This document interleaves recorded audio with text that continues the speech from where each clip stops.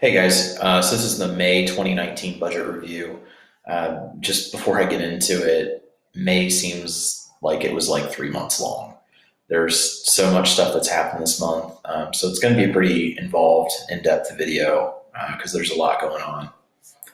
First thing here, my credit score did go up 1 point, and that seems to be due to the credit usage going down. Hopping over to budget, there's a lot to go over here.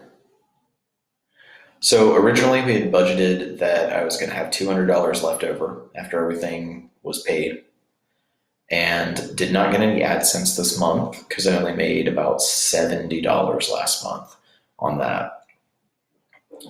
With Paycheck, this is 2,250. It says I've received out of what I estimated would be 2,534. I think the difference in that comes that we have not been getting overtime at work. I think this this paycheck I just got paid today. It only had like 1 point something hours on there for overtime. Usually I'm able to get maybe four or more at the low end on a paycheck, but we just haven't had a whole lot of work to do, so I can't really justify staying there much over hours. With the referral income, I talked in last month's budget review that there was a guy out there doing an Instacart referral for me, but he didn't finish up in time for it to get paid out in April. So that was actually paid out on May 1st. That's what this is. And with rideshare income, I had a guy sign up last second, basically, because the Lyft program is ending technically at 2 a.m. tonight. So I will make a video eventually telling you guys all about working at Lyft and specifically why I left, which is not really my choice, but it's because Lyft laid us off. They eliminated our entire program. But I will make a video talking more about that. So this is the last person I got to sign up. He did his rides, and I got the $100 from that. The uncategorized income here is from, I can't remember the name of it now, but it's that company that pays me for my pay stubs for Lyft. So since I did get a week that I got paid for Lyft, they paid me $4 for submitting my pay stub there. And then we are looking better for interest income. This increases every month, and my emergency fund now is pulling in about $250 a month, which, I mean, it's only $2.50, but it's passive income, and I'm looking to increase that in any way I can. Money from mom. So I did travel home. It was actually a business trip, but I stopped and saw my mom while I was there. It was kind of a trade-off. I gave her $3.75 in quarters for the vending machine, and she had a $5 bill she gave me because she said she didn't need it for anything. So I got $5, gave her $3.75, and you'll see that lower down in the budget here. Reimbursement. I wasn't sure how to put this in here, but essentially what happened was there was a day at work where I could not park in our parking garage, and I had to park quite a bit away from work, like a mile or so. And it was $20 for the full day of parking. You'll see it down below in the miscellaneous expenses. I paid $20 for that. They reimbursed me by giving me a $20 gift card. Now I have used that gift card, and I entered the transactions manually here in Mint. And then the YouTube PayPal donation. So I want to thank Philip for this. Thank you for the donation, man. I really appreciate it. So Philip's from Australia. So this is actually 25 Australian dollars, and it's confusing the hell out of Mint. I can't make it understand that they're not American dollars. But essentially at that day that I received it with the exchange rate, it was about 16 or 17 US. And I did put that toward the small credit card to help pay that down. So thank you, Philip. And I do also always have a PayPal link in the description. If you donate anything to that, it goes directly to debt, and I do shout you out in the next video. With auto insurance, right on that. Same thing with car payment. I did go a little bit over in gas, and that is including $10 in gas that I got today. So still working on what would be an appropriate budget with that. Still having difficulty getting myself uh, on the bus to take that instead of driving. And that's something that I'm going to try to work on, but having difficulty with time management because I feel if I ride the bus, I don't get anything done because it takes up an extra 2 to 3 hours a day. So bills and utilities, I did go over a little bit. Keep in mind that Mint is doing that thing where it includes the $101 I paid for the phone into the $179 for bills and utilities. The great thing is for the first time ever this month, I had all of my bills paid and paid current. And that I don't think has ever happened in the 3.5 years I've been in this apartment, at least. So I am making some progress behind the scenes. Uh, Gas and electric paid current, cell phone paid current, and the best part of it is now that the cell phone is paid current, it is going to be dropping to between $70 and $75 per month. So when I budget for next month, I'm going to be able to drop that phone bill down pretty significantly. Student loan, this is the Navient one. Well, actually, that's the Navient one plus I think it was this month I had to start paying on my federal loans as well on a reduced payment plan. And that includes both bills payments. I did go over on fast food by $5, but despite how it looks, I'm actually pretty happy with this. And that's because I knew that restaurants, just food in general, I was going to be going over budget this month because I was going out of town. So I was going to have to be eating out more than I had planned to. And I actually did much better than expected. I was able to snag some food from a hotel, and one business dinner I thought I had to go to, we ended up getting invited to some people's houses, so I got a dinner for free. So much better on that. Only ended up going over $5 in fast food. And when you look at the other budgets here, they're great. The restaurant budget is at $50, and that includes me buying dinner last night, knowing that I was getting paid this morning, and me forgetting to pack my lunch yesterday morning. I don't know how I took my lunchbox and forgot to put anything in it, but I did. And so anyway, it was even lower than that. You'll notice that groceries is significantly lower. And in my review last month and in the budget with me for May, I said I was trying an experiment to try to lower my grocery budget, and it looks like it's working. So I'm going to try to continue this for the next month.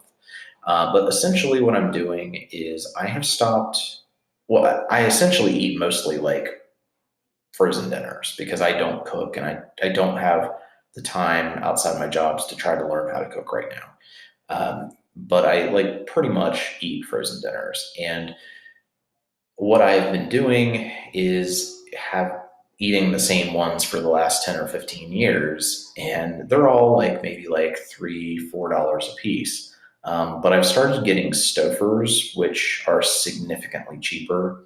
And a lot of times you can get coupons on those too. Like if you buy four, I think you get $1.25 off or something like that. And that has helped a lot, especially with pizza, because I can get two flatbread pizzas for like $2, whereas I was getting these Diet DiGiorno pizzas for like $5 each. So we'll keep on that and see how that works. Then, of course, restaurants, we went over no gifts or donations, unless you count what I gave to my mom, but I just left that as uncategorized. And I did not go to the doctor this month.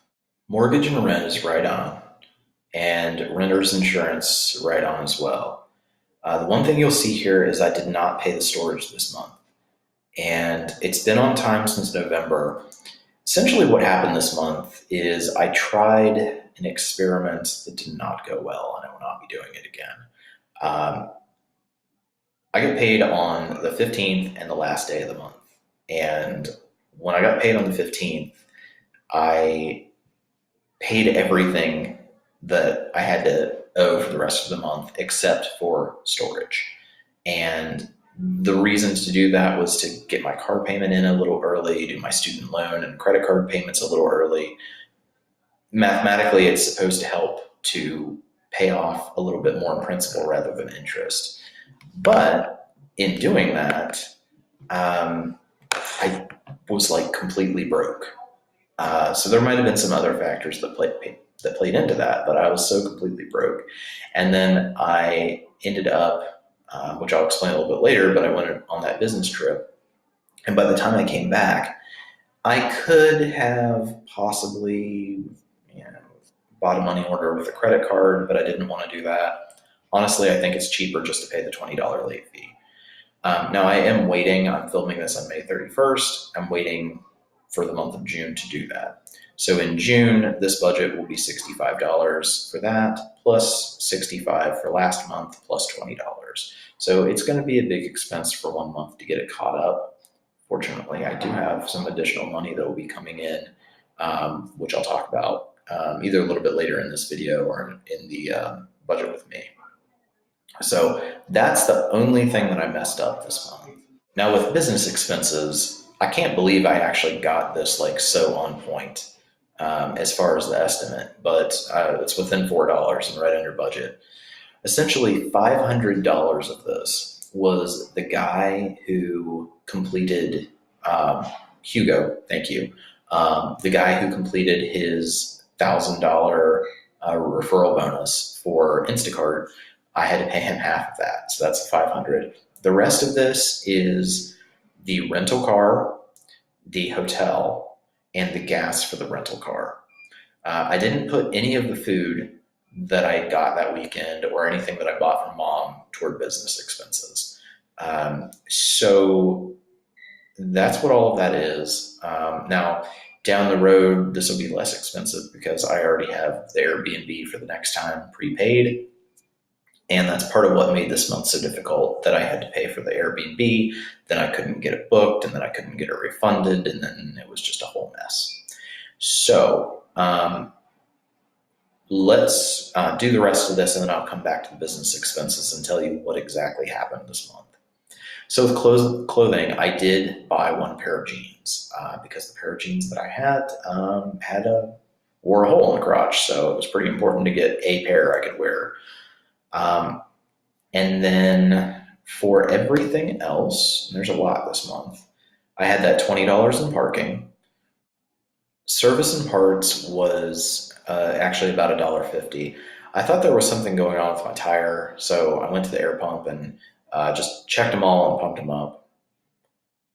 Movies and DVDs, I did go see Endgame. And fees, to be honest with you guys, I don't actually even know what this is. I'll have to look more into that. The finance charge is how much interest was charged on the credit card. Only $24 this month for snacks. I've really been working on that, and I'm getting a lot better about it.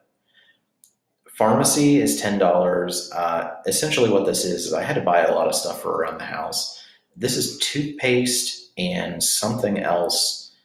It might have been something eye care related, but I don't remember. And then home supplies. I know this was like face wash and shampoo. Oh, and shaving cream. Probably some other stuff too. Personal care.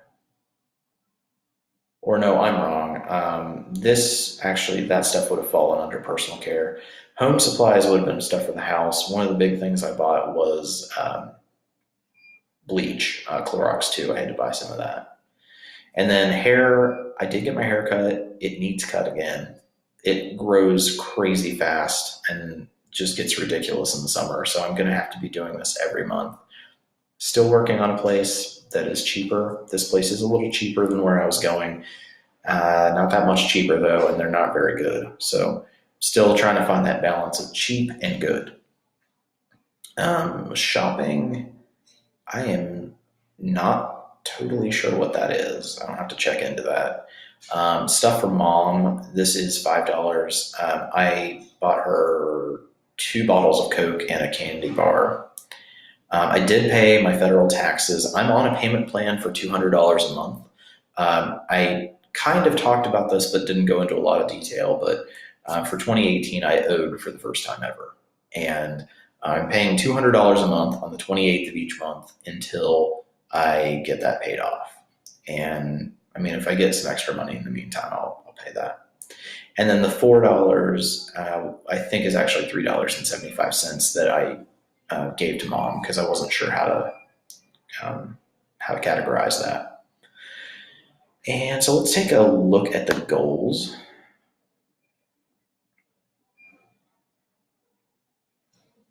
And it looks like these either have already rolled over to next month or they're just completely wrong. But it looks like they've rolled over, so we can ignore those. With trends, this is the first thing that I want to show you. And we've hit kind of a milestone. This is my emergency fund over time from the very beginning in 2010 when I set it up till now. This is when I worked well at AT&T and then Abercrombie. And this is when my life sort of fell apart for the first time in 2013. This is that job that I had summer of 2015 where I made a lot of money but worked 70 hours a week. And then this was when I worked at the leasing place where I live now. And I hadn't been able to save anything after that. But my total balance on my emergency fund is $1,653.77. So it's the highest it's been since, I think that's October of 2013. So in almost 5.5 years. And when I had to tap into it, it had gotten to $2,987. And it is now at the $1,600, which means that I'm more than halfway to getting back to here. Now, I got paid today, which means I'm going to be transferring some money out, and that's going to happen tomorrow. So that it doesn't show in the budget for this month, but that's going to be about another $88, which will push us into the 1700s. And then by the end of the month, we'll be in the 1800s. So getting there. And I do actually later today start a new part-time job, which I'll talk about more, I think, in the Budget With Me video.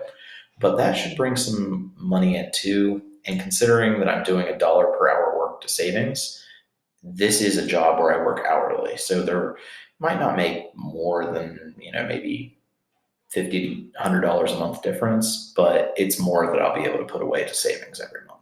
Let's go ahead and take a look at the income. For this month, my job, I got 66% of my income, which really is too much for me to be comfortable with. I needed to diversify more, but 66% from my job, 29% from the Instacart referrals, and then 5% from other.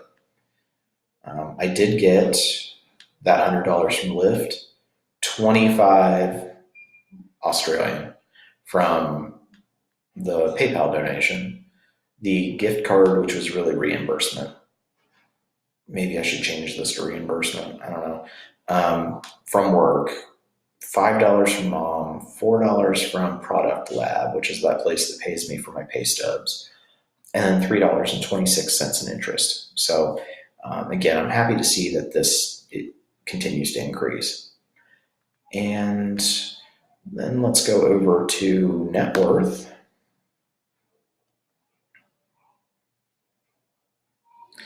So I want to point one thing out before we get started here. Let's go ahead and zoom in on this, and you'll see it looks like it's jumped down for the month. It has, but it's not like that. So let's go into what's going on here. So essentially, you see here that it's showing that my assets have increased. It's actually showing my assets have increased $100.70. Keep in mind that these numbers do not include my one IRA, one of my investment accounts, which just recently stopped working with Mint for some reason. And most importantly, the thing that it doesn't show is my checking account, because it's showing a balance included in this number of $4.31. The actual account balance is $1,115.91. So that's a huge difference. But we'll go by these numbers because we always do. So that's an increase in assets of $100.70. And then the debt actually increased, according to this, $160.07. And that is probably fairly accurate because of the way that business trip went. I had to put some stuff on the credit card. Essentially, I thought I was going to be able to cash flow the whole trip. And in order to save money, I was going to stay at an Airbnb instead of a hotel. Well, to save more money on the Airbnb, I went to Target and got Airbnb gift cards to use my red card to get 5% off that, essentially paying $95 for $100. Well, I redeemed them, requested to stay, and the only place that was available that I could have stayed, they didn't respond, so it was automatically rejected. Well, they reached out to me a few days later and said, "Hey, sorry about that. Do you want to re-request and you can stay?" Well, by that point, I had booked with the hotel, and the hotel wouldn't let me cancel. They wouldn't let me cancel because I had paid ahead of time, or at least reserved it on my card ahead of time. It saved me like $4 to do that. But in the end, because I tried to save that money, I just got like totally screwed over. And then there was also a secondary thing with the rental car that was like kind of a similar situation. So anyway, I ended up putting that stuff on my credit card, whereas I thought that I had the money up front to cash flow it, and I didn't. So all the overtime and all the money coming from this new job I'm starting today will be going for the next month or two or so to cover that $160 that I added to the debt on the credit card. So it'll get paid off, and I wish that didn't happen, but I'm just trying to make the best of it. But all in all, that brings my, okay, so let me just throw this out there. My IRA that's not showing up, the balance is $2,605.56. And the difference between the balance that's reporting on here for my other investment account and the actual account balance is 17 cents. So when you add all of that in to this number right here, that makes my net worth at the end of May 2019 negative $171,289.16. So that is an overall decrease of $155.81. And when we were just talking about debt increased by $160, overall everything decreased by $155.81. That means that essentially that stuff that I added to the credit card, those extra expenses for the business, those were the things that tipped the scales this month. Now I won't have a business trip for June. I may have one in July, but I'm not sure yet. The good thing about that is that the Airbnb is already paid for, and I have a system now worked out with the person who's offering that Airbnb that I'm going to text her to let her know that I've requested it so that it gets accepted beforehand. So essentially for the next trip, all I have to pay for is the rental car. And if any of you are wondering why I'm paying for a rental car when I had a car, it is two reasons. One is that I do still have a wheel bearing that needs replaced. It's not real bad, but I drove about 500 miles this past weekend on this trip, and that would not have been safe with a car like that. And the other thing is just putting miles on my car at, like 54 or 56 cents per mile or whatever IRS says is the cost of operating a vehicle is actually much more expensive than what I would pay for the rental car. I had a rental car for 3 days and I paid $78 for it, or maybe it was 76. But if you calculate, 56 cents a mile at 500 miles, it's much more than that. And I do track my progress by my net worth, so I want to make sure that I'm not severely decreasing the value of the car to take these trips when I could, pay somebody a little bit of money to put that depreciation on their vehicle. So that's essentially what's going on there. And I will, of course, be bringing you somewhere around, let's say somewhere before the 6th or 7th of the month, I should have a video up of June, of a of my budget with me for June. So let me know, comments down below. I know it wasn't a great month. Try not to beat me up too much, but next month will be better because I'm staying here in Columbus.